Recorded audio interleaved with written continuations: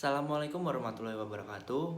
Perkenalkan, nama saya Juli Karvani Fristaristia dengan NIM 44626505045. Saya berasal dari jurusan D4 Teknik Listrik Industri. Nah, pada video kali ini saya akan membuat prototipe pengendalian motor DC yang berbasis PWM. Nah, kali ini saya akan menjelaskan apa itu pengertian tentang PWM.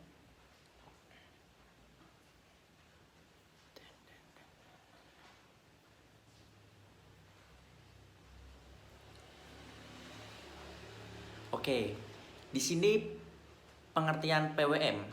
PWM secara singkat adalah merupakan sebuah cara atau metode yang digunakan dengan tujuan untuk memanipulasi tebal sinyal dengan nilai amplitudo dan frekuensi yang tetap. Nah, di sini PWM memiliki cara kerja yang berbanding terbalik dengan ADC atau yang biasa kita kenal analog digital converter. Nah, jika ADC berfungsi untuk mengkonversikan sinyal analog ke digital, nah PWM ini melakukan fungsi sebaliknya, yaitu untuk menghasilkan sinyal analog dari perangkat digital. Nah, contoh pengaplikasian PWM diterapkan pada beberapa situasi seperti digunakan untuk memodulasi data telekomunikasi, digunakan untuk kontrol daya, audio efek, dan lain sebagainya. Kemudian, fungsi PM sendiri nih, fungsi PWM adalah metode yang sering digunakan untuk mengontrol daya.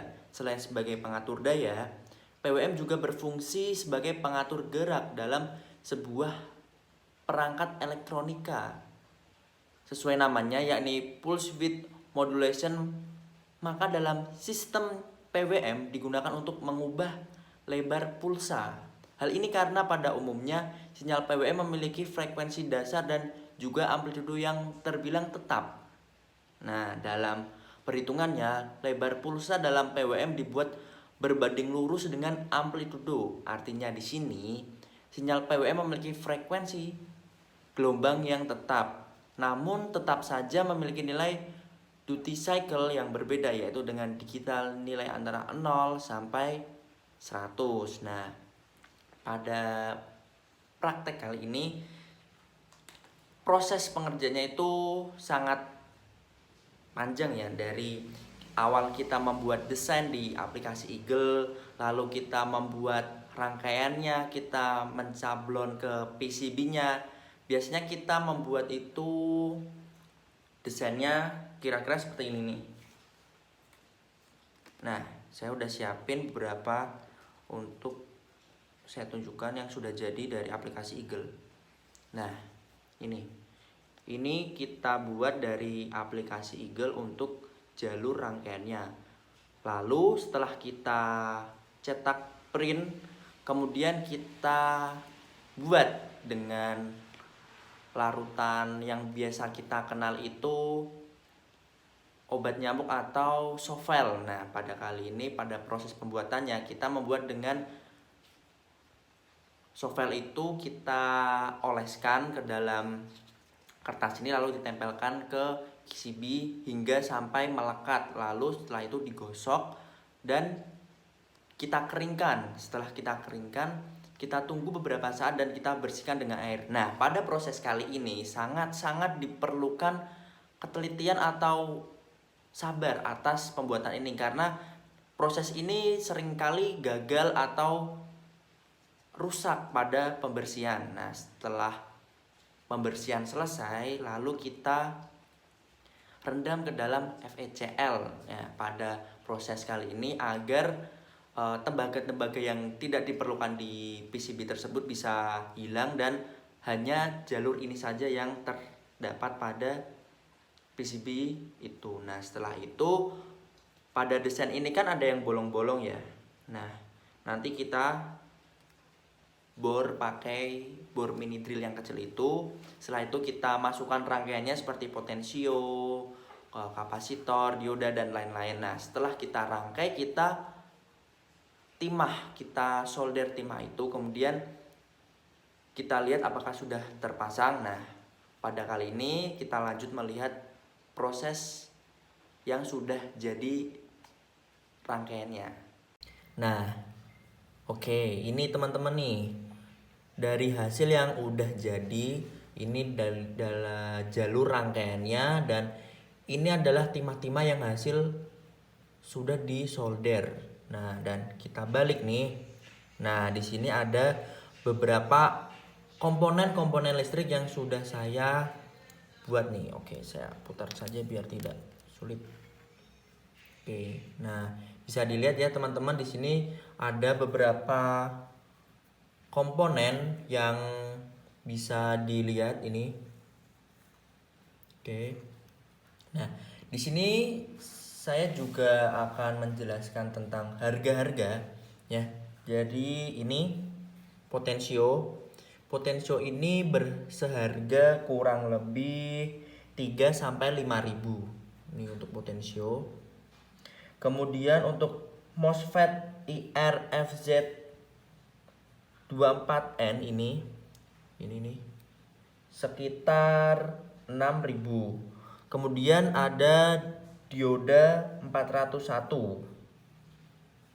Nah, ini untuk diodanya. Diodanya itu seharga Rp250. Kemudian ada dioda 4148. Dua ya, ini seharga Rp250. Kemudian ada resistor. Ini resistor 3 dengan harga Rp300. Dan ini ada IC 555 seharga 1.500. Kemudian ada kapasitor keramik. Ini seharga 200. Kemudian di sini ada soket adaptor ya ini teman-teman ya. Ini seharga 5.000. Kemudian ada adaptornya, ini adaptor. Ini ya teman-teman adaptornya. Ini seharga 25.000 dan PCB polos di sini karena berhubung PCB-nya itu harusnya lebar ya teman-teman. Lebar karena udah ada desainnya, jadi kita potong cuman dapat segini aja. Kemudian PCB polos itu harganya 7.000. Dan yang terakhir di sini ada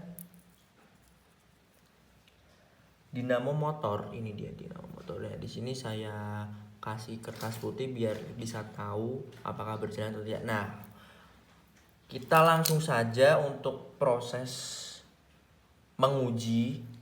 Oke. Saya akan menguji ya, ini bisa dimasukkan ke sini.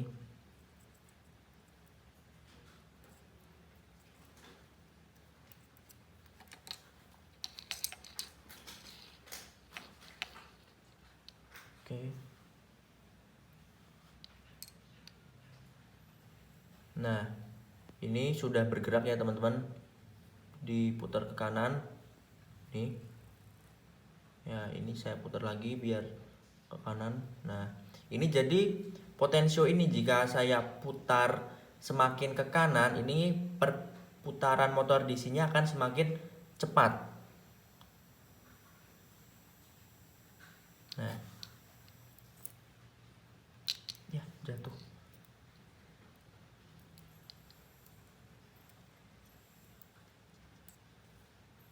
Nah, ini. Oke. Nah, di sini saya akan mengetes juga menggunakan voltmeternya. Apakah berapa keluaran output dari motor DC tersebut. Di sini saya putar ke kiri ya. Ke kiri. Nah, untuk voltmeter kita atur ke tegangan 20. Karena ini tegangan DC ya, kita coba. Ini kita putar pelan. Berapakah hasil yang dikeluarkan? Nah, di sini keluar 2, 1 hingga 2. Kita putar lagi ke kanan. Apakah semakin meningkat? Harusnya semakin meningkat ya teman-teman.